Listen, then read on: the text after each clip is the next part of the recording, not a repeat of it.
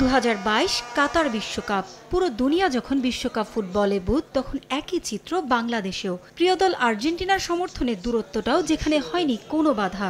17,000 kilometre দূরত্ব ছাপিয়ে Bangladesh Argentina গলা মিলিয়েছে একই সুরে। মেসি, ডি মারিয়াদের সমর্থনে বাংলাদেশ হয়ে ওঠে এক খণ্ড আকাশী নীল।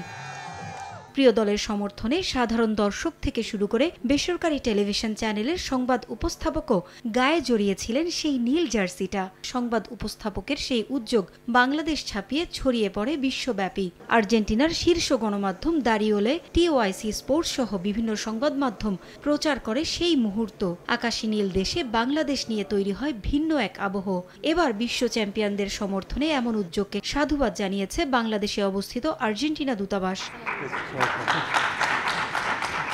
আর্জেন্টিনার জাতীয় দিবসে বিশেষ এক সংবর্ধনা দেয়া হলো সময় টেলিভিশনের সংবাদ উপস্থাপককে। দূতাবাসের অনুষ্ঠানে বিশ্ব চ্যাম্পিয়নদের 3 তারকা সমৃদ্ধ জার্সি সহ বিশেষ উপহার দেয়া হয় উপস্থাপককে।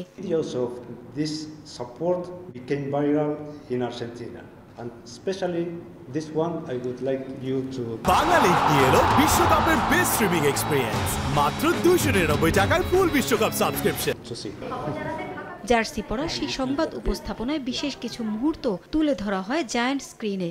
এমন উদ্যোগে বাংলাদেশ আর্জেন্টিনার ফুটবল প্রীতি বিশ্ব দরবারে ফুটে উঠেছে বলে বিশেষ ধন্যবাদ জানান বাংলাদেশে নিযুক্ত আর্জেন্টিনার রাষ্ট্রদূত H.E. মার্সেলো চেসা। সামনেও এমন সমর্থনের প্রত্যাশা তার।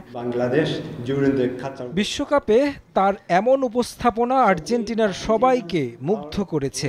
আমাদের অনেক আগে থেকেই পরিকল্পনা ছিল তাকে বিশেষ কোনো সংবর্ধনা দেওয়ার। এবার আমরা সেই সুযোগ পেয়েছি, তাই আমরা সেটা হাতছাড়া করতে চাইনি। তাজিনকে অনেক ধন্যবাদ তার এমন উদ্যোগের জন্য।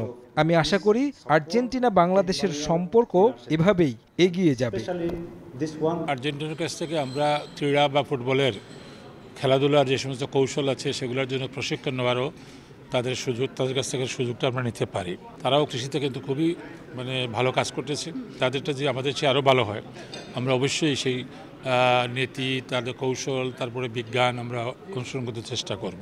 পাকিস্তান, যুক্তরাষ্ট্র, ফ্রান্স সহ বিভিন্ন দূতাবাসের রাষ্ট্রদূতরাও আমন্ত্রিত অতিথি হিসেবে অংশ নেন এই অনুষ্ঠানে।